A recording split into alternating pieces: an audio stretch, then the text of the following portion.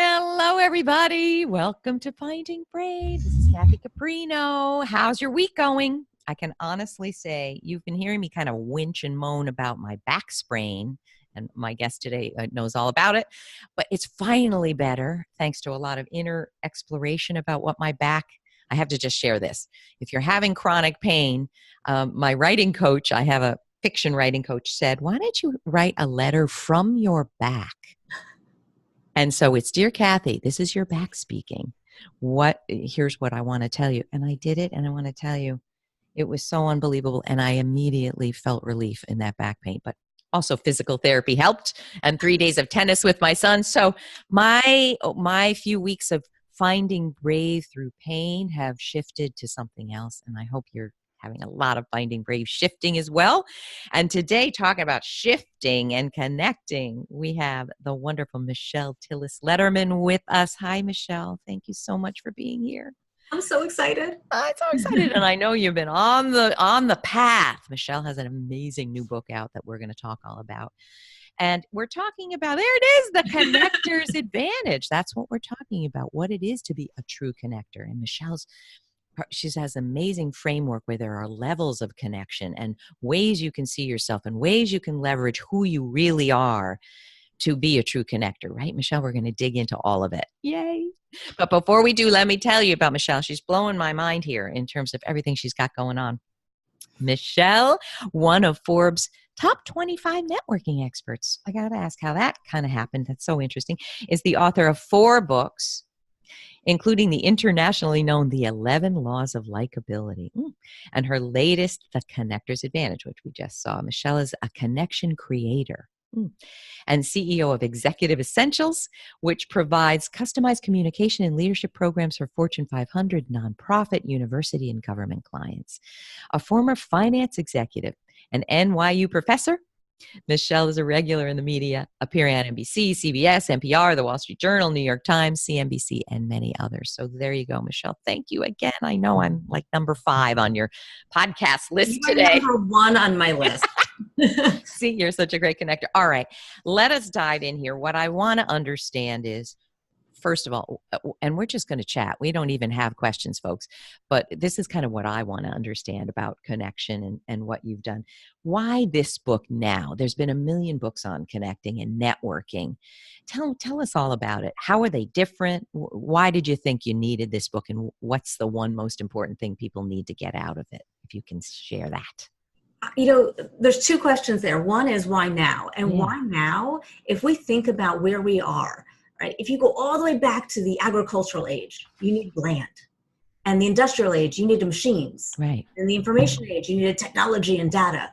Well, we're in the network age, and our best assets, our most important assets are our relationships. So that's the why now. Gosh, that's so true, isn't it?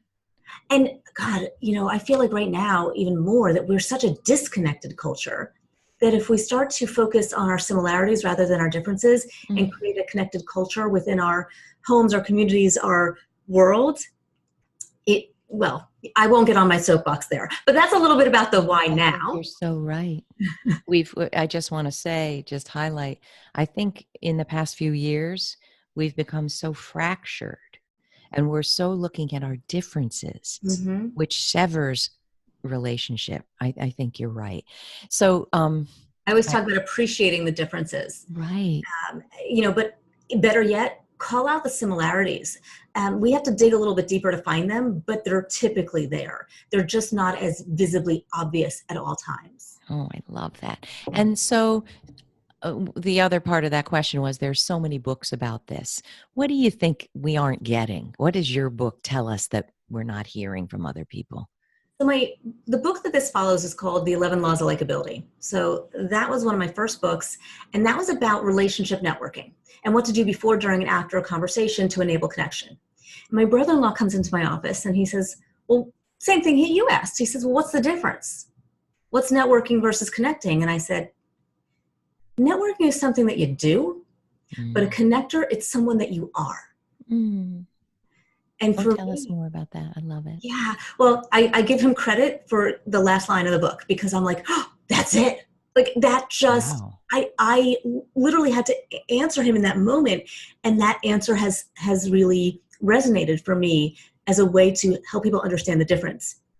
Because a connector is somebody who is people focused in their approach to interactions, to life, to business, to everything. And if we prioritize our relationships and our people, whether they're professional or personal, we will get the advantage, which is simply faster, easier, better.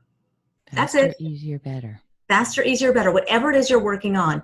And I have tons of stuff, and I'm sure you know all the stats in the book about whether it's a job, a promotion, a new client, growing a business, a referral, even health and happiness. Statistics will show that there's an impact to getting all of those things faster, easier, and better when you have those relationships at your disposal. Gosh, I love it. I want to take this in an interesting direction. And again, I'm just curious. I'm sitting here wanting to learn from you. My son is home from college, and he's an introvert, and I am an extrovert. I have my ambivert moments, but I'm an extrovert. So I want to ask you this, and I'm starting to be so keenly interested in the differences and the biases we have in the corporate world against introversion that we don't understand it. But what I would say, and shyness is not the same as introversion, but when we talk about how different we are in engaging with the world, I do feel like for some people, and that may not fall under extrovert, introvert lines, but for some people, connection is something they naturally do. They're curious people. They're open people. They love talking to strangers. Like my kids will say, why does the AT&T guy have to tell you his life story, Mom? Can't we get out of here? And it just happens, right? Whereas maybe more shy people, more reserved people don't feel that it's a natural thing to make a true emotional connection in that way. Do you see this breaking in terms of extrovert, introvert? Do you talk about that at all in the book? I actually do. And it's something I really want to emphasize. And one of the reasons I wrote the book was because I wanted people to understand that it is nurture over nature. Anybody can infuse these mindsets into their interactions to reap the same reward, but they don't have to do it in the same way. Having a mindset is not having a certain way of infusing that mindset into your interactions. So I would actually tell you that there's actually a section of the book called The Introvert's Edge. Oh, wow. I will tell you that introverts actually have some natural advantages when it comes to connection because they're better at the one-on-one. That's where their comfort zone is, but that's where connection happens. It doesn't happen when we're in a big group. Oh, I love that. It happens here. They're better listeners. They're better listeners. Oh God, they're so much better listeners. But I'm an extrovert, right? We can talk. We can barely get a word in edgewise. We're waiting. No, well, I don't know, but we're waiting to speak and ask, and it's like, wow.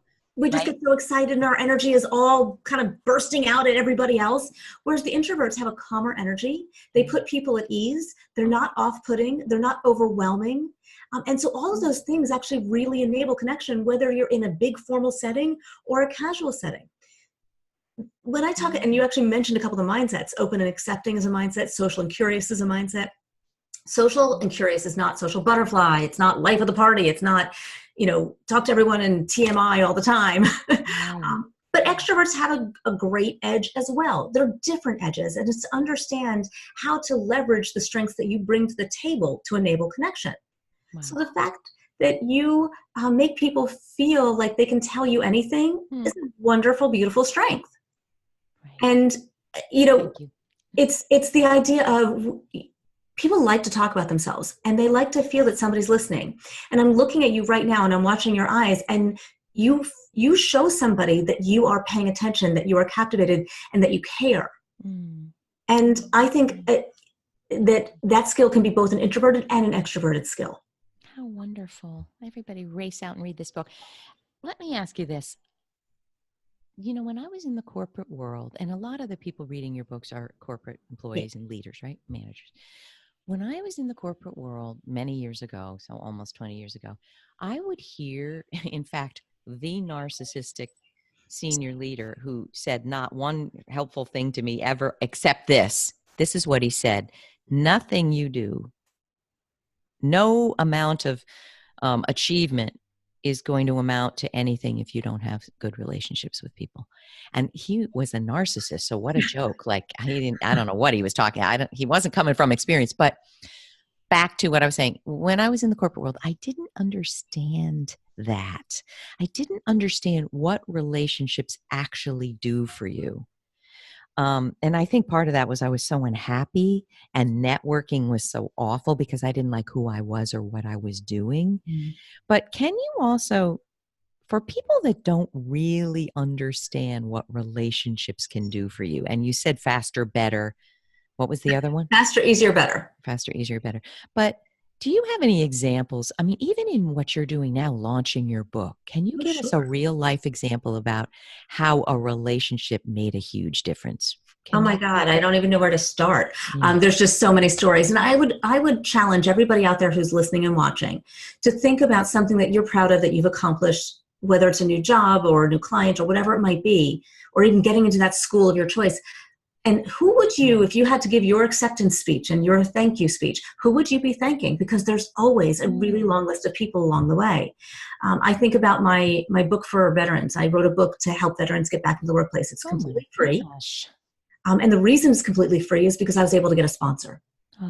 And the reason I was able to get it from idea to shelf, well, technical shelf, it's an ebook, in 14 months was because, you're gonna laugh at this, my sister ran into a boy she dated in middle school at a restaurant who happened to be the head of NBC Digital Publishing at the time. My gosh. And she said, my sister just wrote a book. And he said, get your sister in my office. I went to his office December 6th. And by February, 14 months later, the book was out for free. Wow. And produced by NBC. Wow. So that's a really real life example. But let's take the book launch. I'm part of this amazing community of female authors. And we share resources and we share ideas and we give advice. And I called upon many of them to contribute to the book. The book is an example of being a connector because somebody had the idea of including a millennial's perspective. And I was like, oh, you know what? That's a good idea. He connected me to a millennial. And that millennial connected me to another millennial. And then I started thinking about, well, wait a minute, I know this person, and that would be an interesting angle. I have over 30 experts in this book who've contributed their expertise, many of which are in my group of women authors. Wow. And so then when the book launched, I went out to all of the people who were contributors and said, thank you. And there was such a buzz on launch day because everybody was like, hey, I'm in this book, and hey, I'm in this book. And it wasn't because I wanted them to do that. It was because I wanted to share their expertise. Oh, wow. What a great example. But we hit number one. Number one in a number of categories, and so excited for you. So you know what? I'm going to punctuate a few things that you said. A lot of the women I work with do not know how to ask or help. Like I'm in your wonderful author speaker group, and I feel so grateful to be. But you're very clear about your asks. There's nothing winchy and nervous about it. Here's what's happening on March blip. Could you do this? Right? Well, so there's two mindsets here that I think are at play. One mindset is the generous spirit, and that's the spirit of our group.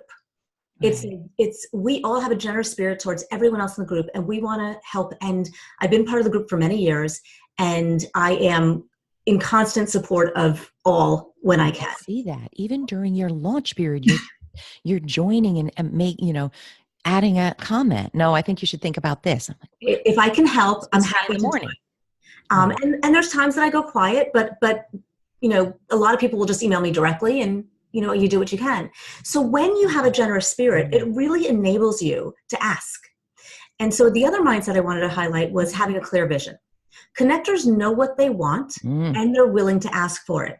And one of the things I teach in the book is how to ask in a way that doesn't put a relationship at risk and that will get you a yes or a no, but will never put the relationship at risk. Oh, wow, Michelle, that's incredibly helpful. Incredibly helpful. So yeah, you need to know what you want, but if you don't ask for it, you're not getting it. There's no way to get the advantage if you don't ask. Oh, that's so right. And to your point, and I see it, if you are generous in the giving without your handout, without I'm giving, but you better give to me when my book comes out. If you just give give naturally, first of all, it takes a lot less time than people think.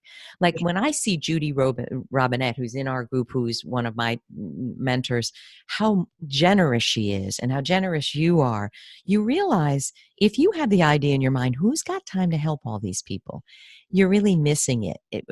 An instrumental gift to someone doesn't have to take hours. It can be a connection like my old boyfriend. I just saw him at the bagel shop, right?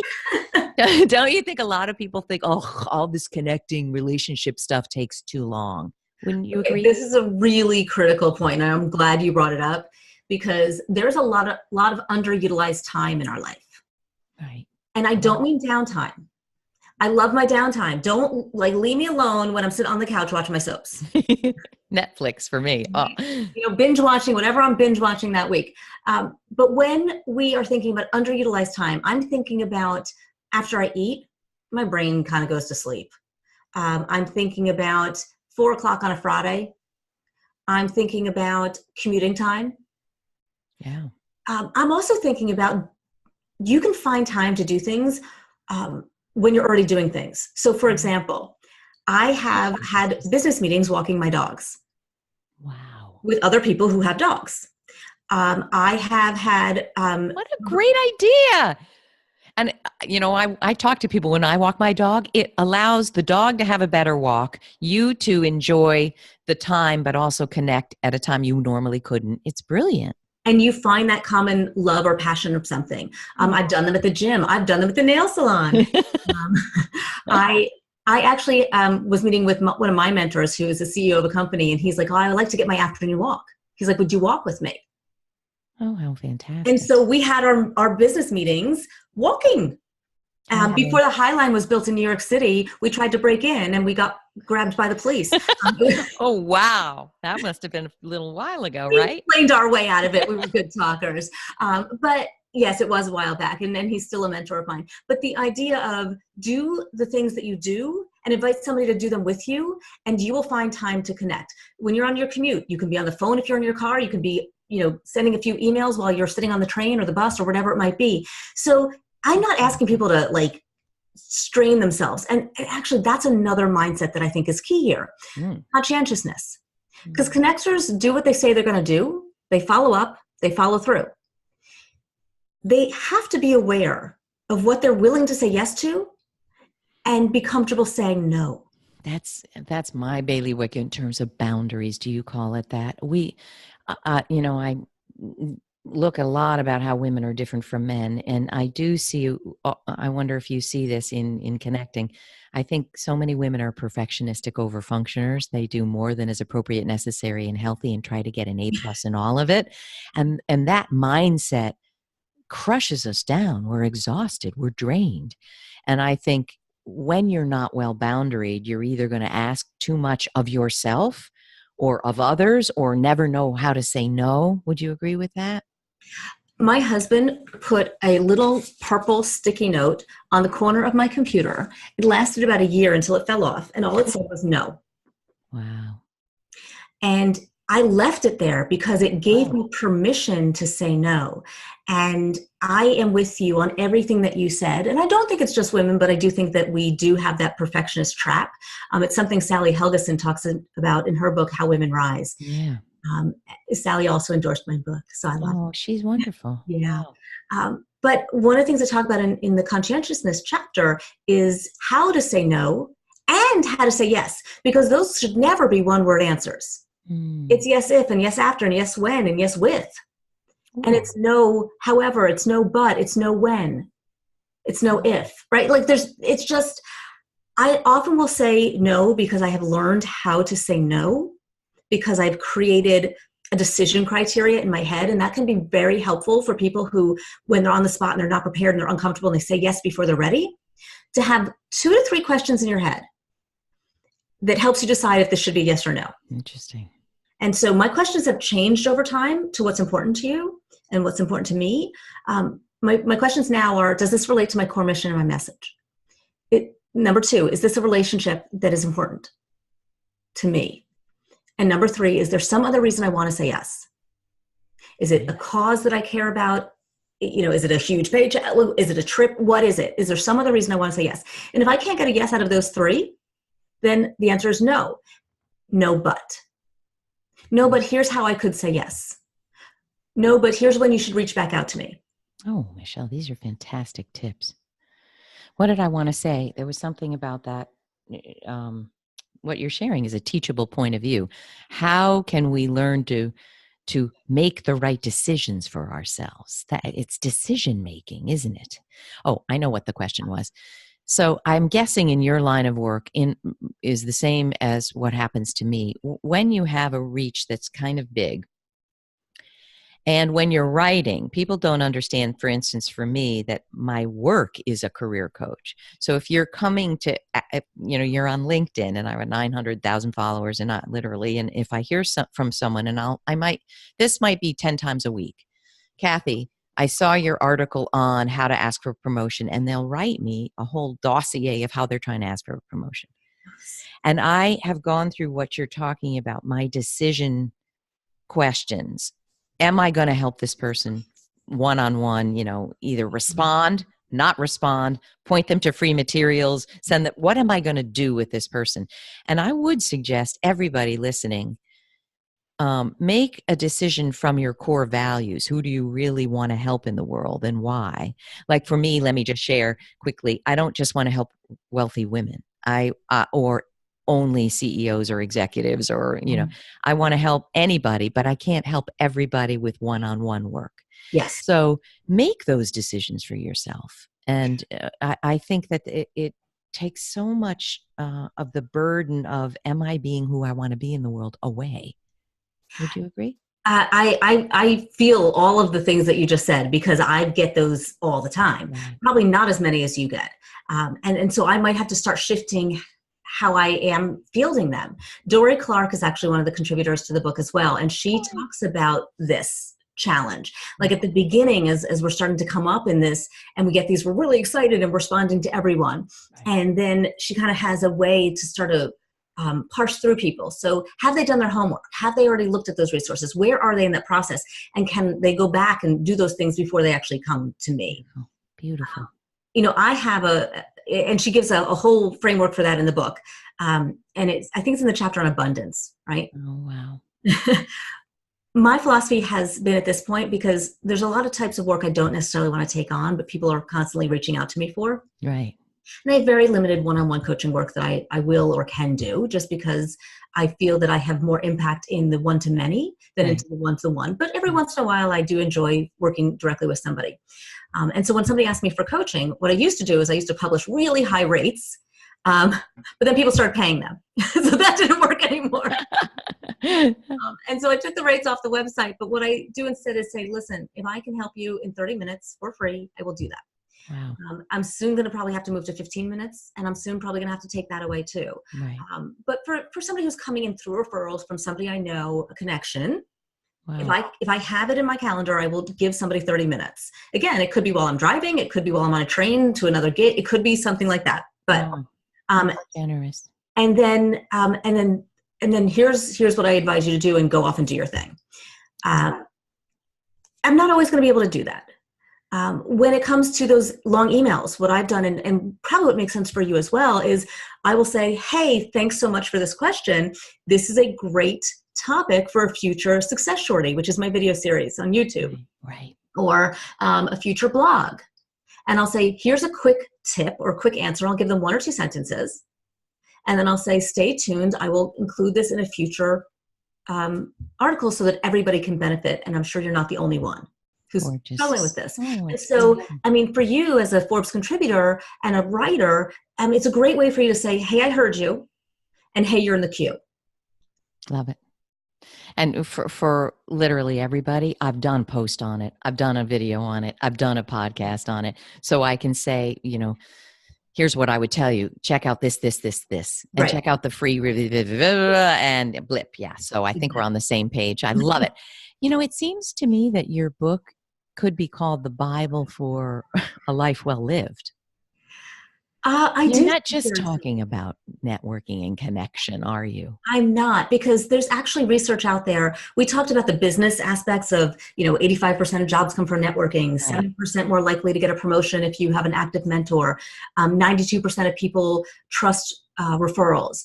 You're 4 times more likely to close a deal when it is coming through a trusted source, a trusted referral partner.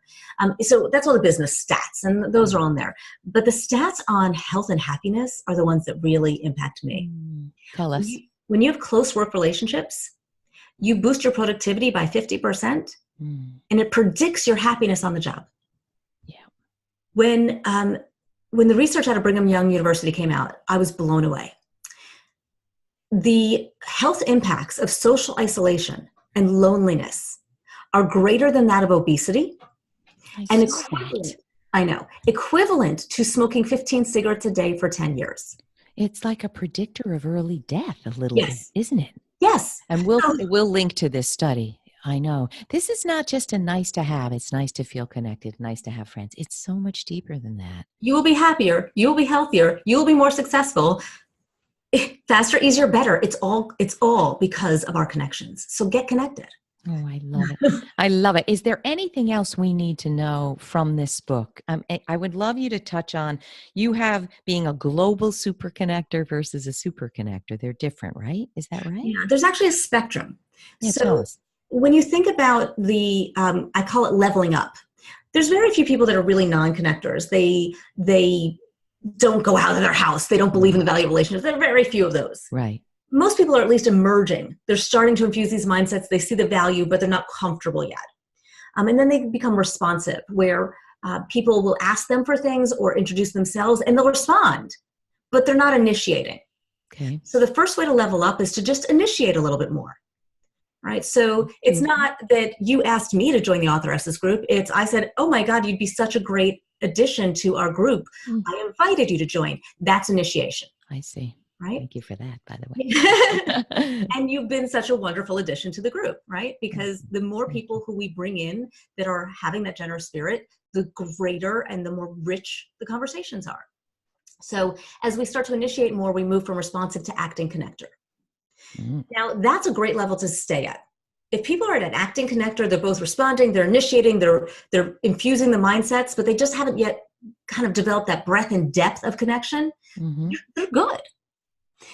Once you kind of start to think about the next lever, the depth of your connections in a certain geography, in a certain industry, in a certain job function, you can become a niche connector, right? You know that person who you always say like, oh, she knows everybody.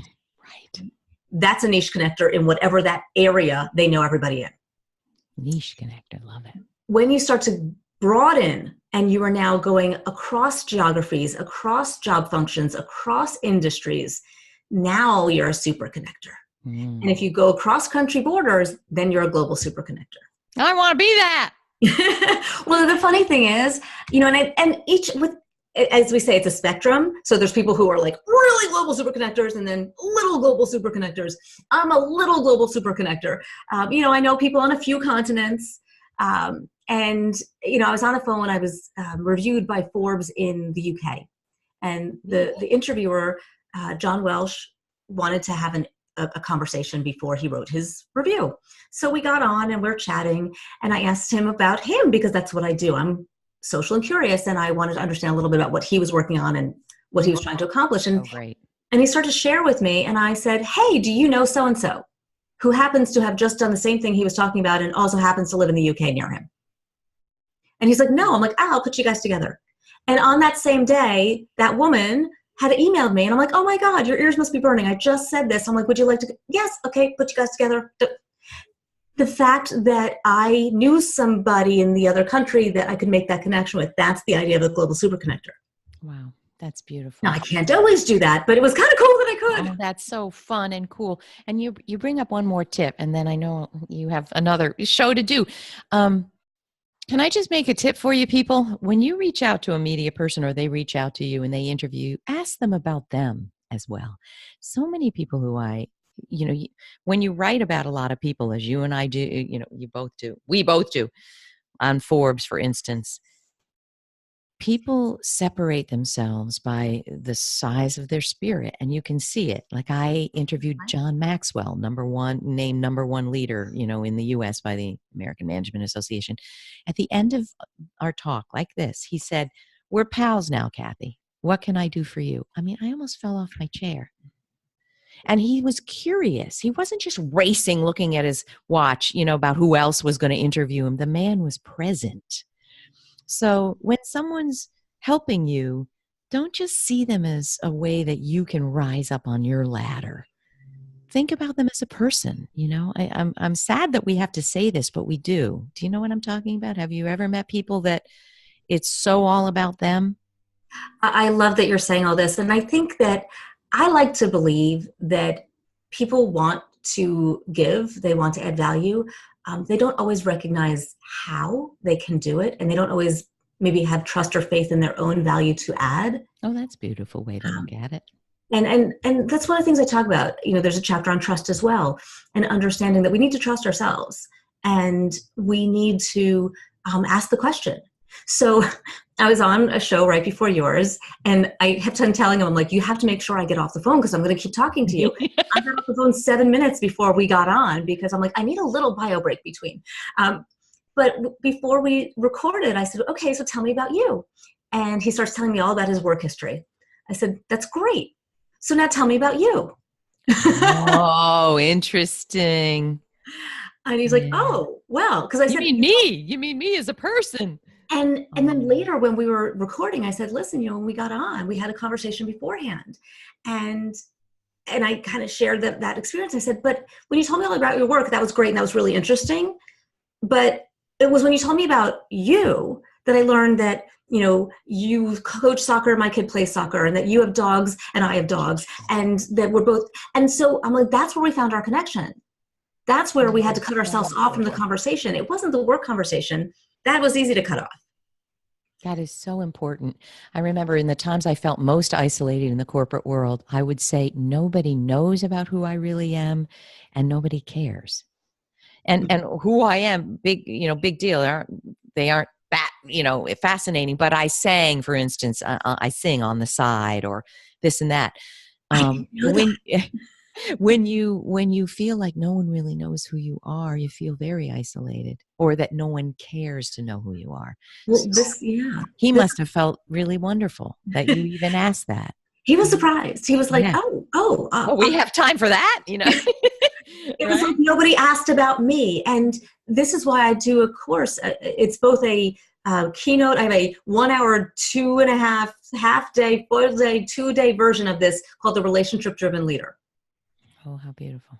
And I do it all over. I've done it all over the world, because when people feel like you care, the relationship driven leader will directly impact the bottom line, from retention to loyalty, to engagement, to productivity, to your valuation.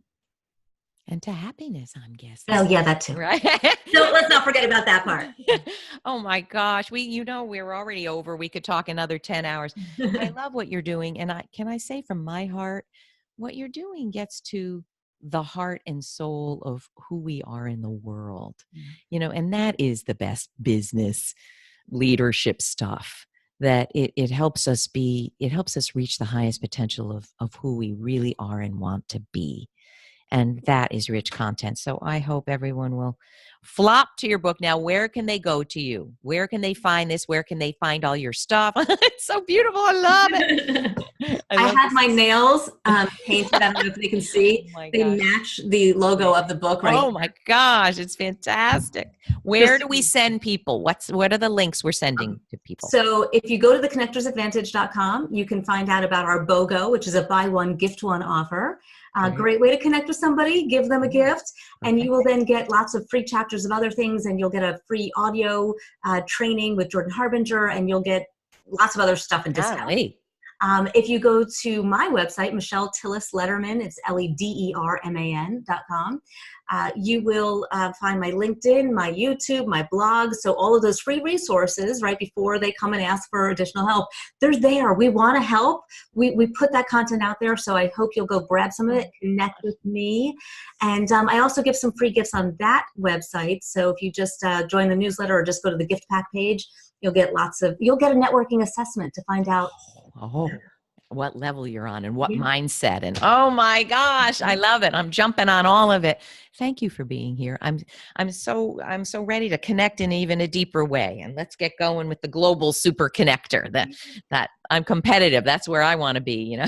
It was so much fun to be on with you. It's Thank you, Michelle. I'm so happy for the success of your book, and it's so rich with life-changing strategies, if you ask me. Thank you for being here. Folks, I hope you feel this helps you be brave or find brave in connecting. It's going to change everything for you. You're going to see what a friendly and warm universe it really is when you trust it. Trust yourself and trust others. I love it. All right. Let us know. You know, I do publish these on every social platform that I'm on, and Michelle will too. So maybe on our LinkedIn updates, we're going to have this, and we have it also as a video on my Elliott Communication page on Facebook and LinkedIn. Let us know what you think. Let us know that you used a strategy and how you felt and how it changed you. I know Michelle would love to hear, and so would I. All right, everybody, have an incredible week. See you next time. And Michelle, thank you again so much. Bye. Thank you. Bye.